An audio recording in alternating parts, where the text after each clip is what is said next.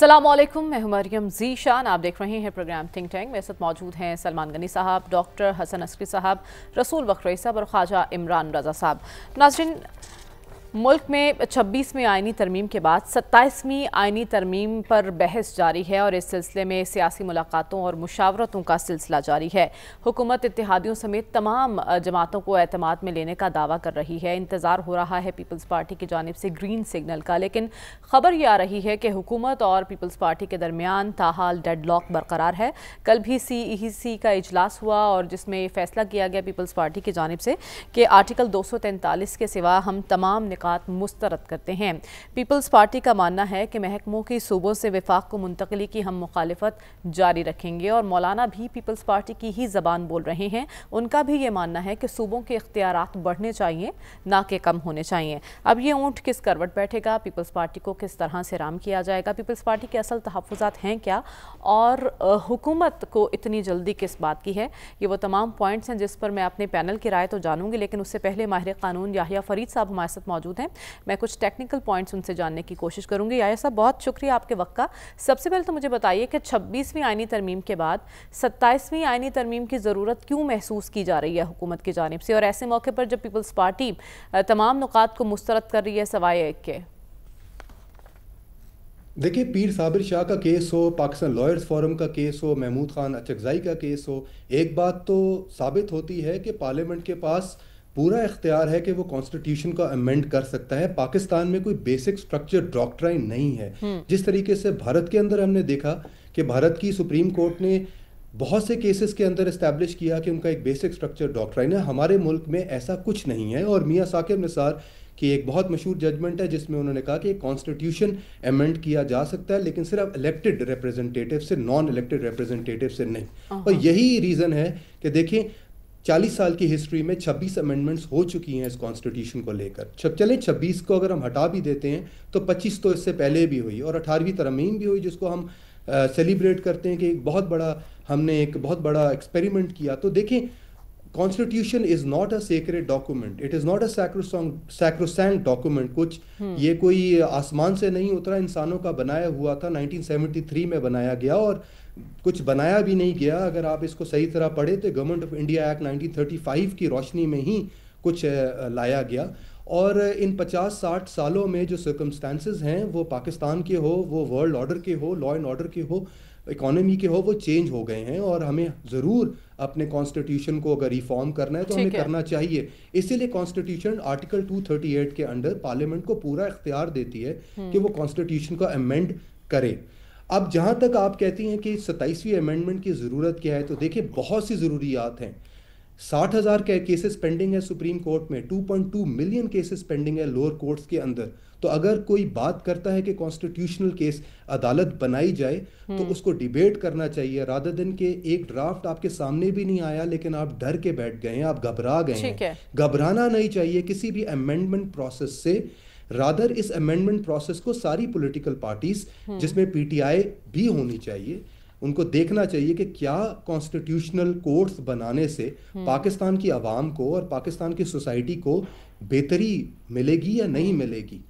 खास तौर पे जो हमने इसी देखा मकसद के लिए तो आईनी बेंच बनाया गया था। तो आईनी बेंच से किस हद तक मकासद हासिल हुए और आईनी अदालत की अब बात की जा रही है। पीपल्स पार्टी भी इसकी हिमायत कर रही है और उसका ये मुतालबा है कि तमाम सूबों की इसमें नुमाइंदगी होनी चाहिए। बहुत शुक्रिया, याहिया फरीद साहब हमारे साथ मौजूद थे। जैसा कि उन्होंने बताया कि जैसे जैसे वक्त गुजरता है तो वक्त की ज़रूरत के साथ अगर महसूस किया जाए कि कुछ अमेंडमेंट्स होनी चाहिए तो वो की जा सकती हैं आइन में। सलमान साहब, आपने भी ये गुफ्तगू सुनी, लेकिन मैं अपने पॉलिटिकल पॉइंट पर वापस आऊँगी। पीपल्स पार्टी इस वक्त क्या सोच रही है, क्या चाह रही है और उनके जो भी तहफ़्फ़ुज़ात हैं क्या वो दुरुस्त हैं? देखिए, पीपल्स पार्टी ने 243 के हवाले से उसकी हमायत का ऐलान किया है। अलबत्ता कुछ चीज़ों को उन्होंने मुस्तरद किया है। अभी जो खबर चल रही है कि हुकूमत और पीपल्स पार्टी के दरमियान डेडलॉक है, डेडलॉक वाली कोई कैफियत नहीं है। देखिए, दो इश्यूज़ ऐसे हैं जो हुकूमत और उनके इत्तेहादियों की तरजीह है। ایک تو آرٹیکل 243 اور دوسرا آئینی عدالت کا قیام. اور آئینی عدالت کے حوالے سے بلاول بھٹو زرداری صاحب نے کہا کہ ہم چاہتے ہیں کہ اس میں چاروں صوبوں کو برابر کی نمائندگی ہو, تو جس طرح یہ چاہتے ہیں اسی طرح ہوگا. لیکن یہ تو 2 پوائنٹس ہیں نا, باقی تو بہت سارے نکات ہیں, اسپیشلی این ایف سی اور صوبوں کے اختیارات کا. دیکھیں یہ 2 نکات پہ تو کوئی ایسے ڈیڈ لاک والی کیفیت نہیں. البتہ پیپلز پارٹی اپنا ایک سیاسی کیس بنانے کی کوشش کر رہی ہے, اور پولیٹیکل پارٹیز ہمیشہ یہ کرتی ہیں کہ آخر کس چیز کو چھپانے کی اور کس چیز کو دکھانے کی کوشش کر رہی ہے. انہوں نے ایشو بنایا ہے 18th امینڈمنٹ کو. اس میں کوئی شک نہیں کہ 18th امینڈمنٹ کے ذریعے اس وقت کی پولیٹیکل فورسز نے بیٹھ کر صوبوں کو بہت سارے اختیارات بھی دیے تھے اور بہت سارے وسائل بھی دیے تھے. یہ بات تو پاکستان کی پولیٹیکل فورسز نہیں بتاتی کہ اس وقت سب نے بیٹھ کر وفاق سے صوبوں کو تو اختیارات دلوا دیے, لیکن صوبوں نے آگے وہ جو ڈسٹرکٹ پہ بھجوانے تھے وہ کیوں نہیں بھجوائے, اور ڈسٹرکٹ گورنمنٹ سسٹم پاکستان کی پولیٹیکل پارٹیز کیوں کر ہضم نہیں کر پاتی. تو اس ایشوز کے حوالے سے میں آپ کو بڑا کلیئر بتا دوں کہ وہ ایک سیاسی کیس بنانے کی کوشش کر رہے ہیں کہ صوبوں کے مفادات پر, صوبوں کے وسائل پر کٹ نہیں لگانے دیں گے. میرا خیال کٹ نہیں لگ رہا. میں آپ کو بتاتا ہوں کیا ہو رہا ہے. دیکھیں کچھ چیزیں ایسی ہیں, وہ مرکز جو ہے کہ قرضوں پہ ادائیگی سود کی کرنی ہوتی ہے وفاق میں. 8,000 ارب سالانہ انہوں نے, اس کے بعد دفاع ان کے پاس ہے, اس کے بعد ڈیولپمنٹ ورکس ہے, وہ کر یہ رہے ہیں کہ اس وقت بعض چیزیں ایسی ہیں. پہلی تو بات یہ ہے کہ ہمارے صوبے بڑے خوشحال نظر آتے ہیں. اس کا سب سے بڑا ثبوت یہ ہے, یہ بھی کل کی بات ہے کہ جب سیلاب آیا تھا تو آپ کو یاد ہے کہ پنجاب کی چیف منسٹر نے کیا کہا تھا کہ ہمارے پاس ہیں پیسے, ہمارے پاس وسائل ہیں, ہم اپنے وسائل پر اعتماد کر رہے ہیں. تو سندھ کو اتنی زیادہ, میں نے اس وقت بھی یہ نقطہ اٹھایا تھا کہ سندھ میں تو سیلاب اس طرز پہ آیا ہی نہیں تھا, تو شور انہوں نے ڈالا تھا کہ جی بیرونی دنیا سے فنڈز لے لیں. اصل میں صوبے ہمارے خوشحال ہیں, لیکن آپ دیکھیں بڑا دلچسپ معاملہ ہے کہ وہ وفاق جو صوبوں کو وسائل دے رہا تھا بڑی بیچارگی سے ان سے بھیک مانگتا نظر آ رہا ہے. اور یہ کام ہونا چاہیے. کیوں ہونا چاہیے؟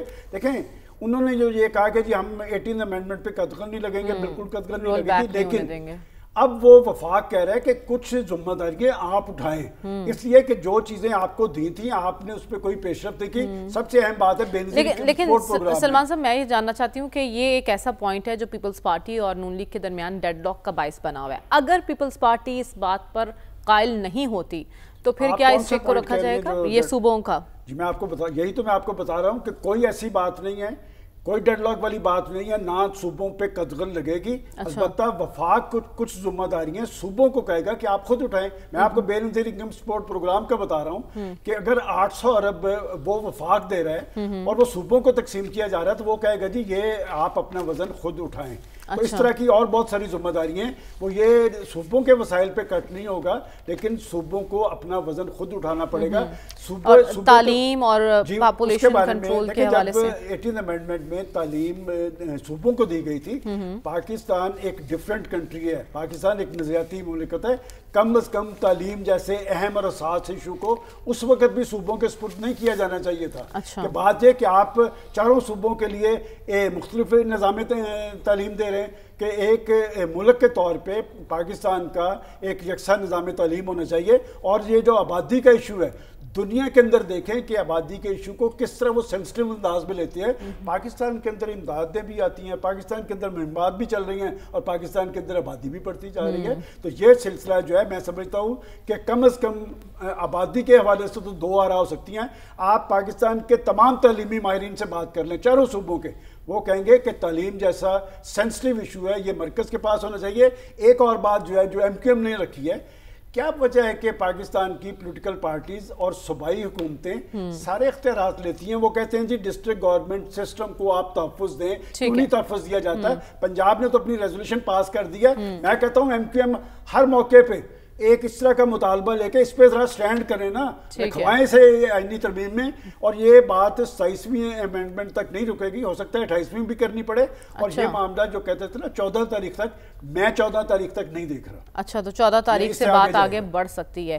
لیکن ایک سوال یہ ہے کہ حکومت کو اتنی جلدی کیوں ہے, وہ 14 نومبر تک ہی کیوں یہ ترمیم منظور کروانا چاہتے ہیں ڈاکٹر صاحب؟ اور دوسرا, مولانا اور پیپلز پارٹی ایک ہی پیج پر ہمیں دکھائی دے رہے ہیں اس معاملے پر, تو یہ معاملہ آگے بڑھتا ہوا ہمیں دکھائی دیتا ہے. آپ کو لگتا ہے وفاق پسپائی اختیار کرے گا اس پر؟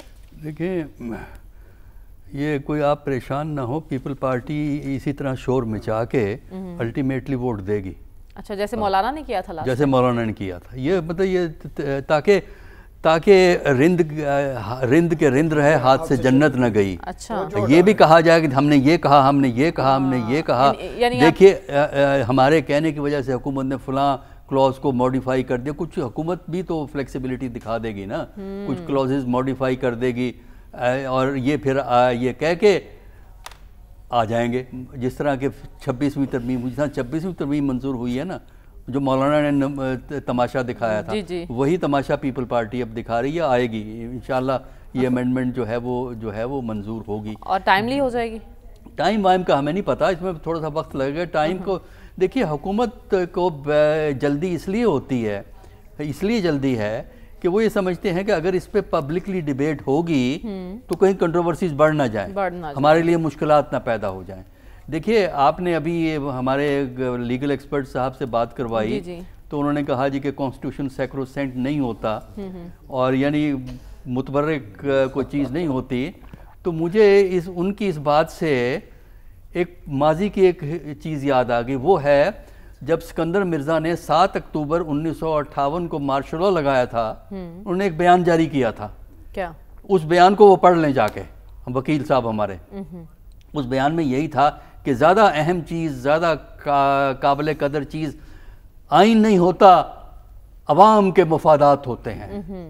تو یہ ایک دفعہ نہیں، یہ بات کئی دفعہ ریپیٹ ہوئی ہے پاکستان میں. ڈاکٹر صاحب 26ویں آئینی ترمیم سے لے کر 27ویں آئینی ترمیم تک کا سفر جو ہم طے کر رہے ہیں، اس میں عوام کی فلاح کے لیے کیا ہوا ہے؟ دیکھیں عوام کا، دیکھیں میں آپ کو بتاؤں، پاکستان میں جو اقتدار کے سوال ہیں، کس نے کیا کرنا ہے، اس کا عوام سے کوئی تعلق نہیں ہے. نہ 26ویں ترمیم کا عوام سے کوئی تعلق تھا، نہ 27ویں ترمیم کا عوام سے کچھ تعلق ہے. یہ بڑے لوگوں کی جنگ ہے، جو اقتدار پہ چھائے ہوئے ہیں ان کی جنگ ہے. اور جہاں تک کہ آرگومنٹ کا تعلق ہے، دیکھیے آرگومنٹ پولیٹکس کے جو ایشوز ہوتے ہیں ان میں آپ آرگومنٹ فیور میں بھی دے سکتے ہیں، اگینسٹ بھی دے سکتے ہیں. پریزیڈنشل سسٹم اچھا ہے یا نہیں ہے، اس کے دونوں طرف آرگومنٹس موجود ہیں. یہاں لوکل گورنمنٹ ہونی چاہیے کہ نہیں ہونی چاہیے، دونوں طرف آرگومنٹس موجود ہیں. اگر آپ نے چیزوں کو سمجھنا ہے تو پولیٹکس میں ایشو کو پولیٹیکل کانٹیکسٹ میں دیکھنا ضروری ہوتا ہے، ماحول میں دیکھنا ہوتا ہے. 2010 میں جب 18ویں ترمیم آئی تھی، جس میں بنیادی تبدیلیاں کی گئی ہیں آئین کے اندر کئی قسم کی، اس وقت صاحب اقتدار طبقہ تھا، اس کا مفاد یہ تھا کہ آئین میں صوبوں کو مضبوط کیا جائے. اچھا. کیونکہ پاکستان میں بیشتر آئینی ترمیمیں جو ہوئی ہیں وہ صاحبان اختیار و اقتدار کے مفاد کے حوالے سے ہوئی ہیں، عوام کے مفاد کے حوالے سے نہیں ہوئی ہیں. تو 18ویں ترمیم 2010 میں جب یہ ہوئی تھی تو اس وقت کے جو ڈومیننٹ ایلیٹ تھے، جس میں پیپل پارٹی آگے تھی، ان کا مفاد یہ تھا کہ صوبوں کو مضبوط کیا جائے. آج جو حکمران طبقہ ہے وہ یہ سمجھتا ہے کہ صوبوں کے بجائے مرکز کو مضبوط کرنا ہے. پیپلز پارٹی بھی یہ چاہتی ہے، پیپلز پارٹی آج یہ چاہتی ہے کہ صوبوں کے بجائے مرکز کو مضبوط نہیں، وہ مان جائے گی نا. اس میں کچھ تھوڑی سی چیزیں حکومت تبدیل کر دے گی نا، تو وہ بات مان جائے گی. حکومت، میں نے کہا ہے نا، اس کو چھوڑ دیں، اس بات کو میں نے کہہ دیا ہے کہ آلریڈی کہ پیپل پارٹی اسی بات پہ مان جائے گی، جس طرح مولانا مان گئے تھے 26ویں ترمیم میں. تو اس میں یہ ہوتا یہ ہے کہ اس وقت جو ڈومیننٹ ایلیٹ ہے اس کا مفاد کچھ اور ہے. ٹھیک ہے. اس کا مفاد یہ ہے کہ سینٹر مضبوط ہو، سینٹر پاورفل ہو، اختیارات سے. لہٰذا وہ یہ 27ویں ترمیم لا رہے ہیں. کل کو کوئی اور صاحب اقتدار ہوگا تو وہ آئین کو اپنی مرضی کے مطابق تبدیل کرے گا. سب سے بڑی پرابلم یہ آپ کے آئین کی یہ رہی ہے کہ صاحب جن کے پاس اختیار تھا یا ہوتا ہے وہ اپنی مرضی سے آئین کو بدلتے ہیں. ٹھیک ہے. تو آپ کہہ رہے ہیں اپنے مفادات کے پیش نظر آئین میں ترمیم کی جا رہی ہے، نہ کہ عوامی فلاح اور ملکی مفاد کو مد نظر رکھتے ہوئے. رسول بخش رئی صاحب، پیپلز پارٹی کی ہم بات کر رہے ہیں، ان کی جانب سے 18ویں ترمیم کے تحفظ کا فیصلہ کیا حتمی ہے؟ کچھ کہہ نہیں سکتے، لیکن دیکھیں ان کا جو سیاسی سرمایہ ہے انہوں نے کافی صرف کیا ہے 18ویں ترمیم کو پاس کرانے میں، اور اس کا جو سہرا ہے وہ جاتا ہے، اس کا کریڈٹ رضا ربانی صاحب کو اور پاکستان پیپلز پارٹی کی قیادت کو، کہ انہوں نے 18ویں ترمیم میں صوبوں کا اختیارات دے کے ایک دیرینہ مطالبہ پورا کر دیا تھا صوبوں کا. جو صوبوں میں لسانی قومیت پرستی کی تحریکیں شروع سے چل رہی تھیں، ان کا مفاد یہ تھا کہ پاکستان کے وفاق میں مرکز مضبوط ہے، صوبے کمزور ہیں، صوبوں کو مضبوط کرنے کی ضرورت ہے. تو اس وقت یہ ایک کنسنسس پیدا ہو گئی، اور حیرانی کی بات یہ ہے کہ مسلم لیگ نون نے ان تمام سیاسی قوتوں کا ساتھ دیا. اس کے اپنے مفاد ہے اس وقت، وہ بھی کچھ منوانا چاہتے تھے جو انہوں نے منوا لیا تھا. لیکن اگر آپ مسلم لیگ نون کے سیاسی فلسفے کو یا نظریے کو دیکھیں تو جو کچھ انہوں نے تعلیم، خاندانی منصوبہ بندی اور وسائل کی تقسیم کے حوالے سے اور خیبر پختونخوا کے نام کے حوالے سے جو اتفاق کیا تھا وہ ان کی اپنے ماضی سے میل نہیں کھاتا، بالکل مختلف تھا. لیکن ان کے اپنے مفادات، انہوں نے کہا کہ آپ کا مقصد بھی پورا کرتے ہیں، آپ ہمارا مقصد پورا کر دیں، تو وہ سب کچھ ہو گیا. تو ضرورت اس بات کی ہے کہ کچھ چیزیں تو ضروری ہیں کہ میں سمجھتا ہوں کہ دوبارہ سے دیکھنے کی ضرورت. تو پیپلز پارٹی یہ چاہے گی کہ یہ صوبوں کو جو اختیارات تعلیم کی منصوبہ بندی اور خاندانی منصوبہ بندی اور وسائل دیے گئے ہیں، اس کے اوپر وہ ہم کمپرومائز کرنے کے لیے تیار نہیں. دیکھتے ہیں کہ کس حد تک اپنا وہ دفاع کرتے ہیں. کچھ کہہ نہیں سکتے، کہ میں نہیں سمجھتا کہ کوئی بھی سیاسی فیصلہ حتمی ہوتا ہے. لیکن دیکھیں کہ یہ، میں بھی یہی کہوں گا کہ دیکھیں کہ پیپلز پارٹی کا اونٹ بیٹھتا بھی ہے، اگر بیٹھتا ہے تو کس کروٹ بیٹھتا ہے، وہ کیا لین دین کرتے ہیں. اور آپ کو لگتا ہے کہ 14 نومبر تک حکومت اپنے مشن میں کامیاب ہو جائے گی؟ دیکھیں اس کے بارے میں بھی کچھ نہیں کہہ سکتے، لیکن یہ ہے کہ ڈیڈ لائن کیوں دی ہے، دینے کی کیا ضرورت ہے. کہ یہ پاکستان کی تاریخ میں ہو رہا ہے، دنیا کی تاریخ میں تو امریکی نظام کو اور اس کے آئین اور اس کی تاریخ سے تھوڑی سی واقفیت ضرور ہے. وہ یہ ہے کہ سال لگ جاتے ہیں، آئین میں ترمیم نہیں ہو سکتی. ابھی تک ہماری تو، ہم تو 27ویں کی طرف جا رہے ہیں. وہ 250 سالہ تاریخ میں انہوں نے ابھی تک 26 ترامیم کی ہیں اپنے آئین میں، اور 12-13 جو ہیں وہ تو شروع میں ہو گئی تھی. تو باقی 100 سال میں جو اگر ہوئی ہیں تو اس وقت تو طویل مشاورتیں ہوئی تھی. جو کمیٹی یہ معاملہ دیکھ رہی تھی، 77 اجلاس ہوئے تھے اس کمیٹی کے، اور گھنٹوں بیٹھک رہتی تھی. لیکن یہاں تو اجلت میں ہر چیز ہو رہی ہے. دیکھیں وہ بھی میں سمجھتا ہوں کہ وہ جو ڈائلاگ تھا وہ عوام کے ساتھ نہیں تھا. وہ ڈائلاگ تھا، وہ بارگیننگ تھی. بارگیننگ اور ڈائلاگ میں بڑا فرق ہوتا ہے. ڈائلاگ معاشرے کی سطح پہ ہوتا ہے، سیاسی حلقوں میں، سماجی حلقوں میں، میڈیا میں، ہر جگہ پہ ہوتا ہے، عوام ہوتا ہے. اگر عوام کی تائید کا ہم نے کوئی طریقہ آئین کی ترمیم میں رکھا ہی نہیں ہے، ہماری کیا حیثیت ہے؟ ہم تو بات کر سکتے ہیں، ہمیں تو یہ ایک مقام ملا ہوا ہے آپ کی وساطت سے کہ ہم میڈیا کے اوپر بیٹھے ہوئے ہیں میڈیا میں. لیکن عوام کی نمائندگی کہاں ہے؟ جو دنیا میں آئین میں ترامیم ہوتی ہیں ان میں عوام کو شامل کیا جاتا ہے، ان کی رائے. یہاں تو خوف ہے کہ اگر تھوڑا سا بھی طوالت پکڑ گیا یہ معاملہ تو پھر اس کے بعد دیکھیں کہ یہ نہ ہو کہ لوگوں کی رائے اس کے خلاف ہو جائے اور ہم وہ مقاصد پورے نہ کر سکیں جو ہم پورا کرنا چاہتے ہیں. میرا خیال یہ ہے کہ آئین مقدس ہوتا ہے، اور یہ جو ہمارے وکیل صاحب نے بات کی کہ یہ صحیفہ نہیں ہے، یہ ہم کئی دفعہ باتیں سن چکے ہیں. یہ صحیفے سے کام نہیں ہوتا، یہ ایک قومی کنسنسس کا اظہار ہوتا ہے، اس کا عکس ہوتا ہے، اور اس کو بار بار آپ پیدا نہیں کر سکتے. ہمارے ہاں بھی یہ بھی انہوں نے، میں سمجھتا ہوں کہ تاریخی طور پر غلط بات کہی ہے کہ پاکستان کے آئین کا فنڈامنٹل سٹرکچر نہیں ہے یا بنیادی ڈھانچہ نہیں ہے. سپریم کورٹ کے فیصلوں میں ہوتا ہے یہ. ہمارے بھی سپریم کورٹ فیصلوں میں ایک ڈھانچہ ہے کہ پارلیمانی نظام، جمہوری نظام، وفاقی نظام، اور یہ بھی ہے کہ اسلام کے خلاف کوئی قانون نہیں بنایا جائے گا. یہ ہمارے دستور کا ڈھانچہ ہے، اس کے خلاف ہم نہیں جا سکتے. وہ بھی ہمارے ہاں موجود ہے. تو میں سمجھتا ہوں کہ پیپلز پارٹی بارگیننگ کرے گی لیکن آخر میں اتفاق ضرور ہو جائے گا. ٹھیک ہے، آپ کو ایسا لگتا ہے کہ پیپلز پارٹی بارگیننگ کرے گی، اور تحریک انصاف کو بھی حیران کن طور پر ایسے ہی لگ رہا ہے کہ پیپلز پارٹی کچھ لین دین کر سکتی ہے اس معاملے میں. تو خالد صاحب آپ کو کیا لگ رہا ہے؟ سی کا اجلاس ختم ہو چکا ہے پیپلز پارٹی کا، ابھی جو بھی فیصلہ ہوگا سامنے آ جائے گا، لیکن پیپلز پارٹی اس پوزیشن میں ہے، اوبویسلی ان کی حمایت کے بغیر تو ترمیم نہیں ہو سکتی. کیا لے سکتی ہے، کیا دے سکتی ہے؟ دیکھیں ابھی پروفیسر عسکری صاحب نے بہت خوب بیان کی بات کہ جو حکمران طبقہ ہوتا ہے وہ اپنے مطابق آئین کو دیکھتا ہے اور آئین کو اپنے ضروریات کے مطابق اس کو چینج کرتا ہے.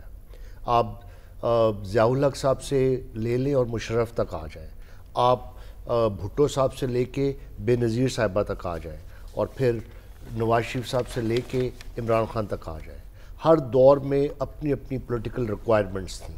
میں آپ کو تھوڑا سا دونوں پروفیسر صاحبان کی موجودگی میں ایک تھوڑا سا کانٹیکسٹ بتا دوں, پھر آپ کو سمجھ آ جائے گی کہ پیپلز پارٹی کیا کر رہی ہے اور نون لیگ کیا کر رہی ہے. دیکھیں, بات یہ ہے کہ پاکستان اس وقت ایک پریٹورین سوسائٹی ہے.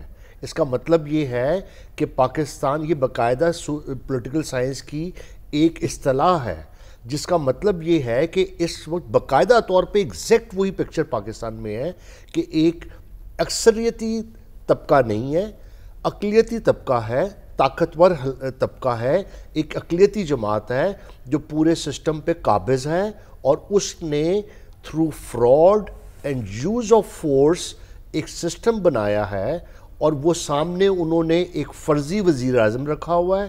ایک کہتے ہیں جسے پپٹ اینڈ پون کہتے ہیں, کہ ایک پیادے کے طور پہ, ایک مورے کے طور پہ ایک سیاسی نظام بنا ہوا ہے جس کو ڈائریکشن جو ہے وہ طاقتور طبقہ خود سیٹ کرتا ہے, اور یہ سسٹم اس وقت پاکستان میں موجود ہے. اب ان کی آئینی ضرورت جو ہے اس کے مطابق 26ویں ترمیم بھی ہو گئی اور 27ویں ترمیم بھی ہو جائے گی. اب آ جائیں پیپلز پارٹی کے رول پہ. پیپلز پارٹی کا رول یہ ہے کہ پیپلز پارٹی نے میثاق جمہوریت کیا. دیکھیں, میثاق جمہوریت میں بندر بانٹ ہوئی تھی. دو اشرافیہ, دو جو سیاسی خاندان تھے, انہوں نے شریف فیملی نے پنجاب لے لیا تھا کہ یہ ہماری میراث رہے گی, ہمارا راج جہاں رہے گا, اور بھٹو فیملی نے سندھ کو لے لیا تھا, اور این ایف سی کے نام پہ انہوں نے, پولیٹیکل اٹانومی کے نام پہ انہوں نے 57% شیئرز جو سندھ اور پنجاب کو دیے. وہ بیسیکلی ان کے جو سیاسی اخراجات تھے, جو ان کی سیاسی روزی روٹی تھی, وہ اسی بجٹ سے نکلتی تھی. اور اس لیے کرپشن کی بے شمار کہانیاں آئیں, جو ایک دن ان پہ مقدمات بنتے تھے اور دوسرے دن وہ این آر او لے لیتے تھے. تو اب اس میں کوئی شک نہیں کہ سینٹر کے نے قرضہ بھی دینا ہے, مرکز کو مضبوط بھی ہونا چاہیے, فوج کا بھی ہمیں خرچہ دیکھنا ہے, لیکن اس کا مطلب یہ نہیں ہے کہ ہم پولیٹیکل اٹانومی کو کمپرومائز کریں. اب میں ایک بات کر دوں کہ اس میں کوئی شک نہیں کہ 243 ہو. دیکھیں, پاکستان کی عوام کا کنسنسس ہے کہ پاکستان کی فوج کو مضبوط ہونا چاہیے, اور ہم پاکستان کی فوج کو مضبوط کرنے کے لیے جو بھی عمل ہوگا اس کو سپورٹ کریں گے. لیکن میں بہت ہمبل گزارش کروں گا, 2-3 جو خود ساختہ سپوکس مین بن گئے. ایک سینیٹر صاحب ہیں کراچی سے, رانا ثناء اللہ صاحب ہیں, وہ تو اب دھمکیوں پہ آ گئے ہیں. میں اس کی سیریس قسم کی مذمت کرتا ہوں بحیثیت پاکستانی. کیا کہتے ہیں, اگر نہیں کریں گے وہ نہ کسی, وہ جو سینیٹر صاحب محترم ہے, انتہائی محترم ہے ہمارے لیے, وہ پتہ نہیں کس پارٹی کو ریپریزنٹ کرتے ہیں, مجھے نہیں سمجھ آتی. وہ کرتے کیا ہیں, وہ کہتے ہیں نہ وہ کسی پارلیمنٹیرین کو کچھ سمجھتے ہیں, سب لائن لگا کے کریں گے, ووٹ دیں گے, جب چاہیں گے ہو جائے گا. وہ ایسے کرتے ہیں جیسے ہی از دا اسکرپٹ رائٹر. اور اس کے بعد کیا کہتے ہیں, ورنہ پھینٹا لگے گا. پلیز میں آپ کی اس گفتگو کی مذمت کرتا ہوں, پاکستانی عوام کو عزت کی نگاہ سے دیکھیں. کوئی رائٹ نہیں ہے کسی کا بیٹھ کے عوام کو اس طرح ذلیل و خوار کرنا. اور یہ کہیں پہ بھی میں آپ کو بتاؤں طاقتور حلقے کے لیے باعث عزت نہیں ہے, باعث مذمت ہے. یہ شرمناک حرکت کر رہے ہیں ایسے لوگ. بالکل کریں آپ جو ہے پارلیمنٹ کے تھرو جو امینڈمنٹ ہے, لیکن اس میں برائے مہربانی کنسنسس کریں, رش نہ کریں, لوگوں سے گفتگو کریں, پی ٹی آئی کو لوپ میں لیں. اور آخری بات بتا دیں, جہاں ایسے معاملہ تو وہاں تو کنسنسس ہو ہی جاتا ہے ایٹ دی اینڈ, لیکن جہاں عوامی مفاد کی بات آتی ہے وہاں پہ سیاستدانوں میں اتفاق رائے بہت مشکل سے پایا جاتا ہے. ہمیں پروگرام میں آگے بڑھنا اور بات کرنی ہے استنبول میں جاری پاک افغان مذاکرات کی, اس کی نتیجہ خیزی کی بات کریں گے, اور اس دوران سیز فائر کی خلاف ورزی بھی ہوئی ہے, اس کا کیا مطلب سمجھا جائے, جانیں گے اس بریک کے بعد. اسٹے ود اس.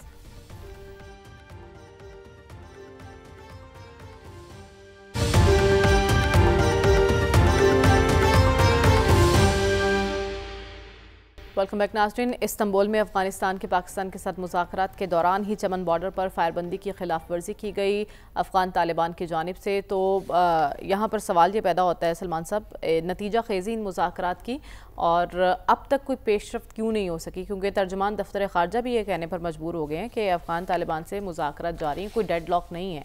अगर डेडलॉक नहीं है तो पेशरफ्त क्यों नहीं हो रही? नतीजा खेज़ी ही असल सवाल है। लास्ट वीक भी हमने ये बात की थी कि आखिर कोई प्रेशर तो है कि जिसकी वजह से ये मुज़ाकराती अमल चल रहा है, और जिस तल्ख माहौल के अंदर ये मुज़ाकरात शुरू हुए हैं, तीसरा मरला, आपने ख्वाजा आसिफ साहब का बयान नहीं देखा था कि बात ये कि अगर वो नहीं मानेंगे तो हम इनकी गहराई तक जाएंगे। देखिए पाकिस्तान एक फ़ैसला कर चुका हुआ है, इसलिए कि ये सिलसिला आज का तो नहीं है, ये सिलसिला तो 4 साल से चल रहा है। और ये सिलसिला जो 4 साल से चल रहा है, इससे पहले अशरफ गनी साहब और हामिद करज़ई के दौर उठा के देख लें, जिनको 100% भारत की पुष्टपनाही हासिल थी, वो भी ये नहीं थे कर रहे जो इन्होंने किया है। और अब बात यह कि वहाँ पर कतर और तुर्किया वो अपना एक रोल ज़रूर अदा कर रहे हैं, और पाकिस्तान ने 3 नुकात उनके सामने पेश किए हैं कि या तो आप अपनी सरजमीन पर फैसला कर लें टीटीपी के बारे में, या फिर आप हमें निशानदेही कर दें, और या फिर हम मिलकर उनके खिलाफ कार्रवाई करें। वो कोई तहरीरी मुआहदा करने के लिए तैयार नहीं। और सबसे अहम बात यह जो वहाँ से मालूम हुई है, वो तो टीटीपी का वजूद ही नहीं तस्लीम कर रहे हैं कि वहाँ पर टीटीपी नामी कोई वहाँ पर तंजीम मौजूद है।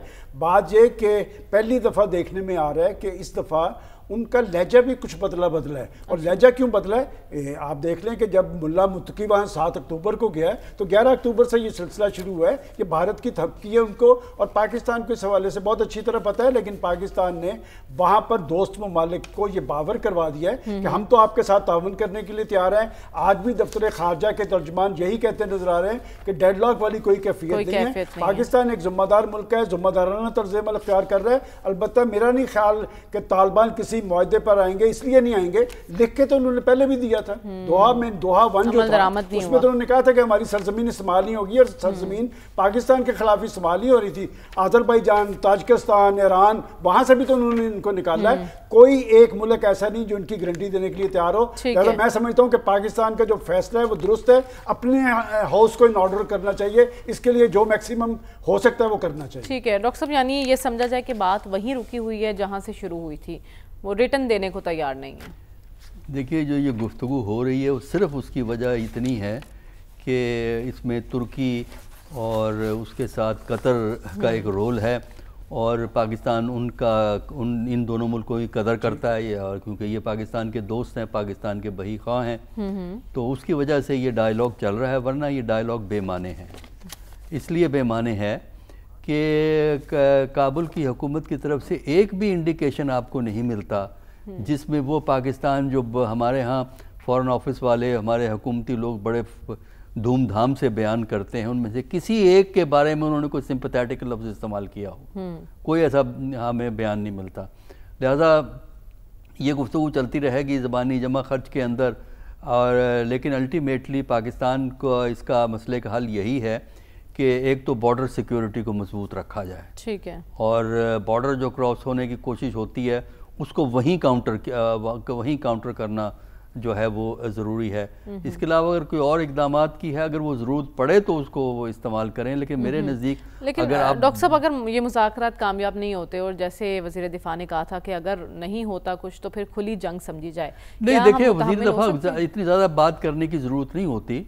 डिप्लोमेसी में तो आप जो है ना सख्त बात नरम अल्फाज में कह सकते हैं, और जो मैंने अभी आपसे बात कही है कि आप बॉर्डर सिक्योरिटी को बढ़ाएं और वहाँ सख्ती रखें, कंट्रोल ज़्यादा इफ़ेक्टिव करें, और उसके अलावा अगर कोई कार्रवाई करनी है वो उसी सूरत में हो कि अगर आप समझते हैं कि उससे कुछ फ़ायदा होगा तब आप करें। वरना मेरे नज़दीक बॉर्डर कंट्रोल को भी अगर आप मजबूत कर दें तो उससे भी मकसद पूरा हो जाता है। फिर उनके लिए अगर इधर आना मुमकिन नहीं रहेगा तो फिर वो ऐसा नहीं उनका एफर्ट खुद ब खुद ख़राब हो जाएगी। दूसरा ये है कि जो दबाव आपने डालना है वो आपका इकोनॉमिक दबाव है। उससे ठीक है पाकिस्तान में भी लोगों को नुकसान होता है, क्योंकि पाकिस्तान में बहुत सी बिजनेस केपी के अंदर अफ़गानिस्तान से लिंकअप हुई भी है, तो उनको भी नुकसान होता है।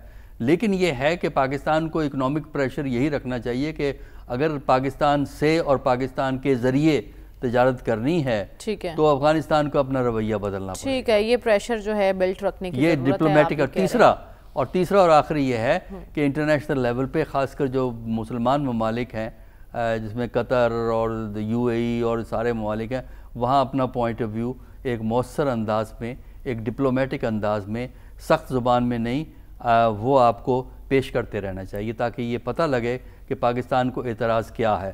پھر آخری بات یہ ہے کہ جو ایران کے نیبرنگ سٹیٹس ہیں ان سب سے آپ نے تعلقات کو بہتر کریں، کیونکہ وہ سب کے سب افغانستان سے تنگ ہیں، تو آپ ان سے اپنے تعلقات کو بہتر کریں، ایک سفارتی لنکیج رکھیں، آپ انفارمیشن ان سے ایکسچینج کریں، ان سے کوآپریٹ کریں، تو اس سے بھی پاکستان کے حق میں جو ہے وہ بات آئے گی۔ ٹھیک ہے، تو آپ کہہ رہے ہیں کہ ایران کی نیبرنگ سٹیٹ کے ساتھ بھی افغانستان کی نیبرنگ سٹیٹ کے ساتھ تعلقات کو بہتر رکھنے کی ضرورت ہے۔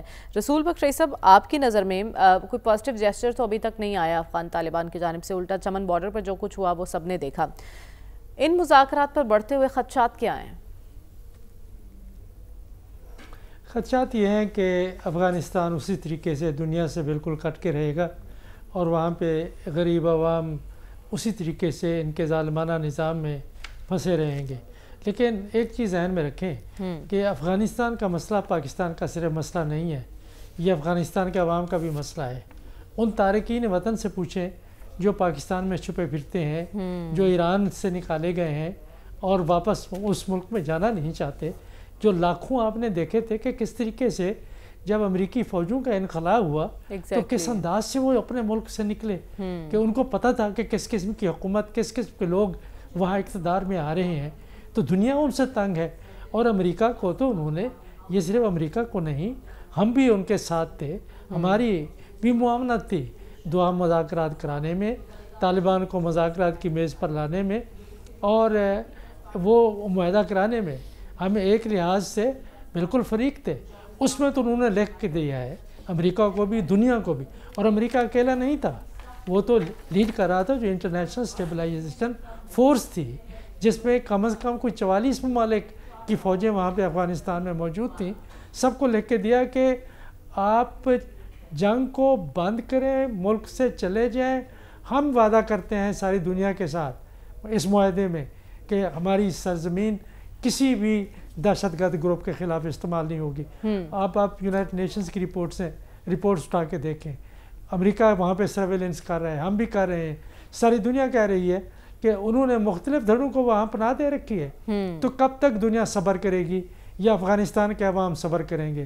مجھے تو خدشہ ہے کہ ان کے ساتھ وہی نہ ہو جو مشرق وسطیٰ میں ہوا ہے، اور یہ سمجھ نہیں رہے۔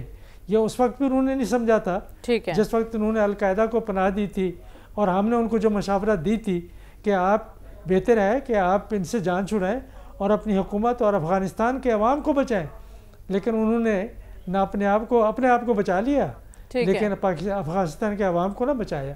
تو اب بھی میں سمجھتا ہوں کہ ان پر اعتماد کرنا جو ہے، کوئی میرا دل تو نہیں چاہتا کہ ان پر اعتماد کیا جائے، لیکن یہ سفارتکاری کا عمل ہمیں جاری رکھنا چاہیے۔ اگر یہ ناکام ہو تو ہمیں اپنی سلامتی کے لیے جو کچھ کرنا ناگزیر ہے وہ ہمیں کرنا چاہیے۔ ٹھیک ہے، جو کچھ کرنا ناگزیر ہو وہ ہمیں کرنا چاہیے۔ خیر صاحب، آپ کی نظر میں مذاکراتی عمل کے نتیجہ خیزی پر بڑا سوال ہے، کیا امکانات ہیں اور کیا خدشات ہیں؟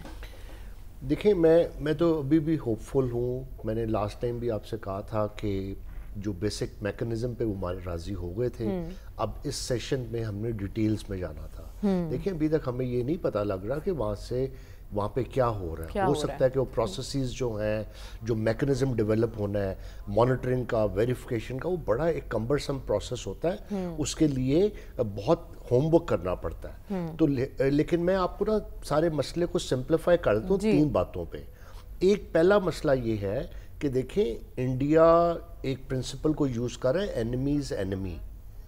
وہ لازمی چاہے گا، شرارت کرے گا، ان کو فنڈ کرے گا، وہ جو بھی ہیں، طالبان اچھے ہیں برے ہیں، ابھی اس ڈیٹیل میں جائے بغیر، لیکن وہ یہ کہ انڈیا کیا چاہے گا کہ پاکستان انگیج رہے۔ یہ میں نے پہلے بھی کہا، ایسٹرن اور ویسٹرن بارڈر پہ جو خواجہ آصف صاحب نے آخر اب کہہ دیا، اور پہلے ان کو اس طرح برے انداز میں گفتگو کرتے رہے، تو بیلنس نہیں رکھا ڈیفنس منسٹر صاحب نے۔ اچھا، پہلی ایک تو بات یہ ہوگی کہ ہم وہ نہ کریں جو انڈیا چاہ رہا ہے، ہماری حتی الامکان کوشش ہونی چاہیے۔ سیکنڈ بات، میں ابھی بھی کنونسڈ ہوں کہ جب تک دیکھیں دنیا میں انٹر ڈیپینڈنس ہوتی ہے، اکنامک انٹر ڈیپینڈنس جو ہے وہ وارز کو روک لیتی ہے۔ اگر ہم چائنا کو انگیج کریں اور ٹرائی لیٹرل انداز میں ان کے ساتھ وہ سی پیک والے معاملے کو آگے چلائیں تو میرا خیال یہ، اور ٹریڈ چلائیں تو چائنا نے کوشش کی تھی اس سے پہلے بھی، لیکن وہ کوششیں بھی کارگر ہوتی دکھائی نہیں دی۔ وقت کم ہے، مجھے اس وقت بریک کا کہا جا رہا ہے، ہم بریک کے بعد واپس آئیں گے تو اس تبدیلی کی بات کریں گے جو نیو یارک میں آئی ہے۔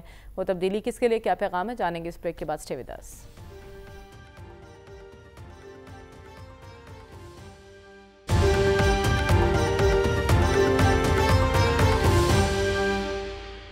ویلکم بیک ناظرین۔ نیو یارک میئر کے الیکشن میں نئی تاریخ رقم ہو گئی۔ وہ شخص جس کی سب سے زیادہ مخالفت ٹرمپ کی جانب سے کی جا رہی تھی، وہی مسلم امیدوار زہران ممدانی ان الیکشنز میں کامیاب ہوئے ہیں اور 1969 کے بعد سب سے زیادہ ٹرن آؤٹ ریکارڈ کیا گیا ہے، یعنی 20 لاکھ سے زائد ووٹرز نے اپنا حق رائے دہی استعمال کیا اور ٹرمپ کے مخالف کو جتوا دیا۔ تو سلمان صاحب، اس میں کس کے لیے کیا پیغام ہے؟ دیکھیں بات یہ کہ یہ انتخاب تو نیو یارک کے میئر کا تھا، لیکن اس 34 سالہ مسلم نوجوان زہران ممدانی نے اپنی ایک عظیم فتح کے ذریعے دنیا کو ایک غیر معمولی میسج دیا ہے۔ میسج کیا ہے؟ اصل چیز یہ ہے کہ ورکنگ کلاس کے لوگ اپنی سیاست کو لوگوں کے ایشوز کے ساتھ منسلک کرتے ہیں، اور یہ نیو یارک کی مقامی حکومت ہے۔ اس سے پہلے لندن کے اندر بھی یہی انقلاب آیا کہ اس کو روکنے کی کوشش ہوئی، یہاں پر بھی یہ ڈیلیور کر رہے ہیں۔ تو یہ بات ہے، یہ مڈل کلاس کے لوگ ناممکن کو ممکن بنانا جانتے ہیں، اور پھر اس کی آپ دیکھیں کہ وہ اپنے آپ کو مسلم بھی کہتا تھا، اور یہ اس کی کمزوری نہیں تھی، یہ اس کی طاقت تھی۔ یہودی بھی اسے ووٹ دے رہے تھے اس لیے کہ وہ یکسو تھا، وہ سنجیدہ تھا ایشوز کے حوالے سے، اور اس کا ٹارگٹ کون تھے؟ نیو یارک کے ڈرائیورز، کرایہ دار، وہاں کی نرسز، اور وہ لوگ باہر نکلے اور یہودیوں نے اسے ووٹ دیے۔ کیوں دیے؟ کہ یہ شخص جو کچھ بات کر رہا ہے یہ کر کے دکھائے گا۔ میں سمجھتا ہوں کہ وہ جو امریکہ کی سیاست تھی روایتی، اس روایتی سیاست کے اندر اس شخص نے ایک غیر معمولی تبدیلی کر کے دنیا کو میسج دیا ہے کہ آپ اپنی ذات پر اعتماد کریں۔ وہ اقبال کہتے ہیں نا، اقبال کا فلسفہ خودی، کہ آپ کے اندر ہی سارا کچھ موجود ہے۔ تو میں اور پھر آپ دیکھیں اس کی طاقت، اس کی مسکراہٹ تھی، کسی جگہ وہ غصے میں نہیں آیا۔ اور پھر اس نے 3 لوگوں کے بارے میں کیا کہا؟ نیتن یاہو کے بارے میں اس نے کہا، اسے سوال کیا کہ نیتن یاہو اگر نیو یارک آئے گا تو آپ کیا کریں گے؟ اس نے کہا میں پکڑ کے اندر کر دوں گا، یہ غزہ میں وہاں کے بچوں کا قاتل ہے۔ نریندرا مودی کے بارے میں پوچھا کہ یہ کون ہے؟ اس نے کہا کہ یہ گجرات کے مسلمانوں کا قاتل ہے۔ اور وہ ٹرمپ صاحب، اصل ویسے کریڈٹ جو اس کو زہران ممدانی کے جیت کا ہے وہ ٹرمپ کو دینا چاہیے، کہ ٹرمپ صاحب نے اس کو ٹارگٹ کیا تھا، لوگوں کو سمجھ لگ گئی کہ اس بندے میں کچھ ہے۔ اور میں سمجھتا ہوں کہ اب وہ بائی برتھ چونکہ امریکن نہیں ہے، اگر یہ امریکن ہوتا تو یہ پریزیڈنشل بہترین کینڈیڈیٹ ہوتا۔ ہاں، تو ڈاکٹر صاحب یہ بھی کہا جا رہا ہے کہ ان کو میئر بننے سے روکنے کے لیے عرب پتیوں نے کروڑوں ڈالر خرچ کیے ہیں، لیکن وہ جو پیسے کی طاقت ہے وہ بھی ایک طرف چلی گئی۔ لیکن 2 بڑے واضح سبق ہیں جو ہمارے لیے بھی ہیں، ساری دنیا کے لیے بھی ہیں۔ ایک تو یہ ہے کہ اس نے بڑے لوگوں کی سیاست کی بجائے عوام کی سیاست کی ہے۔ اب اس کا میں ابھی تھوڑا سا وضاحت کر دوں گا تھوڑی دیر میں۔ اور دوسرا یہ ہے کہ جہاں جمہوریت ہو، جینون جمہوریت ہو، وہاں اگر لوگ، خاص کر عام آدمی ہمت کرے اور اپنا ووٹ کو استعمال کرے تو چینج کی جا سکتی ہے۔ یعنی جمہوریت ہی ایک ایسا نظام ہے جس میں کہ آپ پرامن طریقے سے چینج کر سکتے ہیں، بشرطے جمہوریت کو اس کی صحیح سپرٹ میں چلنے کا موقع دیا جائے۔ آپ کہہ رہے ہیں جن 3 باتوں پر انہوں نے الیکشن جیتا ہے، زور دیا، وہی ان کے لیے چیلنجز ہے۔ تو آپ کو لگتا ہے رسول بخری صاحب ان چیلنجز کو میٹ کر سکتے ہیں؟ وہ دیکھیں بالکل کر سکتے ہیں، اس لیے کہ ان میں ایک موٹیویشن ہے، انرجی ہے، اور عوام کو انہوں نے متحرک کیا ہے، موبلائز کیا ہے۔ وہ ایک بڑی طاقت ہے، اور ایک ایسے نظام کی وہ سربراہی کریں گے جو بہت ہی مؤثر ہے، اور وہاں پہ بھی اختیارات کی تقسیم ہے۔ ان کو ان کی حمایت کے لیے ایک سٹی کونسل ہے، اور پھر انہوں نے تعلیم کے نظام میں بہتری لانے کا ہے، اس کی منصوبہ بندی ہے، ہاؤسنگ کا ایشو ہے۔ ایک ہے وہاں پہ میٹروپولیٹن ٹرانسپورٹ اتھارٹی جو میئر کے انڈر تو نہیں ہوتی، انہوں نے بات تو کی ہے کہ فری اور فاسٹ ٹرانسپورٹ وہ مہیا کریں گے، لیکن ایسا ہو نہیں سکتا کیونکہ وہ ان کے ہاتھ میں نہیں ہے۔ تو اس لیے جو کچھ انہوں نے کہا ہے اس کو کرنے کے لیے پہلے ہی انہوں نے ایک جس طرح سے انہوں نے تقریباً 1 لاکھ لوگوں کو رضاکاروں کو متحرک کیا تھا جو گھروں میں جا کے انہوں نے لوگوں کو کہا کہ آپ ووٹ دیں اس تبدیلی کے لیے اور تبدیلی کا پیغام پہنچایا. تو وہ انہوں نے ابھی سے ہی ایک نان گورنمنٹل آرگنائزیشن بنا دی ہے نان پرافٹ جس میں کہ لوگوں کو مفت کھانا تقسیم ہوگا. ٹھیک ہے. ابھی بے شمار وہاں پہ ہوٹل ہیں, وہاں پہ فوڈ بینکس بنے ہوئے ہیں کہ جب کھانا وہاں پہ ختم ہو جاتا ہے وہ وافر مقدار میں کسی کے گھر میں ہوتا ہے, کسی تقریب میں ہوتا ہے, کسی ہوٹل میں ہوتا ہے, تو وہ لوگ جمع کر کے جو غریب لوگ ہوتے ہیں, بے گھر لوگ ہوتے ہیں, ان میں تقسیم کے کئی طریقے ہیں. میں سمجھتا ہوں کہ جو نیو یارک کے مسائل ہیں وہ بہت گمبھیر ہیں جس طرح بڑے شہروں کے ہوتے ہیں, لیکن میرا خیال یہ ہے کہ جو ان میں انرجی ہے اور موٹیویشن ہے, جو عوام کی حمایت ہے, اس سے وہ مسائل اور یہ ان کی جو سیاسی بقا ہے اور ڈیموکریٹک پارٹی کی سیاسی بقا کا انحصار اس بات پہ ہے کہ وہ کامیاب ہوتے ہیں یا نہیں, کیونکہ ریپبلکنز دیکھنا چاہیں گے کہ وہ ناکام ہو کسی طریقے سے. اگر وہ کامیاب ہوتے ہیں تو ڈیموکریٹک پارٹی کی جو سیاست ہے قومی سطح پر وہ زیادہ چمکے گی, وہ پھر سیاست زیادہ چمکے گی. خالد صاحب, آپ کی نظر میں ٹرمپ کی مخالفت کے ساتھ ایک تو جیت جانا اور پھر کام جاری رکھنا اور ان چیلنجز کو میٹ کرنا کتنا مشکل ہوگا زہران ممدانی کے لیے؟ دیکھیں جی, ابھی تو کچھ نہیں کہا جا سکتا کیونکہ اس کا ایجنڈا جو ہے وہ ریولوشنری ہے اور وہ ایک ریولوشنری انداز میں جیت کے آیا ہے, اور اس کا پیغام جو تھا وہ بہت ہی ڈائنامک تھا اور وہ چینج کا پیغام تھا. اور اس کا پیغام جو تھا, جیسے آپ نے پہلے ذکر کیا ہے, وہ صرف امریکہ یا نیو یارک کے لیے یا امریکہ کے لیے نہیں, وہ پورا یونیورسل پروگرام ہے, اس کا پیغام ہے. اور اس کا پیغام جو ہے وہ اس وقت پاکستان کے لیے بھی ہے اور پاکستان کی اشرافیہ کے لیے ہے اور محترم نواز شریف صاحب اور محترم زرداری صاحب کے لیے ہے. اور وہ کیا پیغام ہے, میں پیغام اس کا زہران ممدانی کا دے دیتا ہوں. Turn up the volume mister prime minister of Pakistan, honourable prime minister of Pakistan. Pakistanis are ready to bring change and to defeat the political dynasties for good of Pakistan. Pakistan کے لوگ تیار ہیں کہ پاکستان کی اشرافیہ کو شکست دیں ایک اچھے پاکستان کے لیے. یہ ہے میسج اس کا. اس نے اشرافیہ کو شکست دی. دیکھیں, نہ اس کے پیچھے کوئی بلینئر تھا, نہ کوئی ڈونر تھا, نہ کوئی ملٹی نیشنل تھی, نہ کوئی کارپوریشن تھی, نہ کوئی میڈیا ہاؤس تھا, اور نہ کوئی بڑا خان بہت زیادہ تھے, اور ان سب کو انہوں نے مات دیتے ہوئے حق اور سچ کے لیے. اس کے ساتھ ہی پروگرام کا وقت ختم ہوا چاہتا ہے. ہمیں اجازت دیجیے. اللہ حافظ.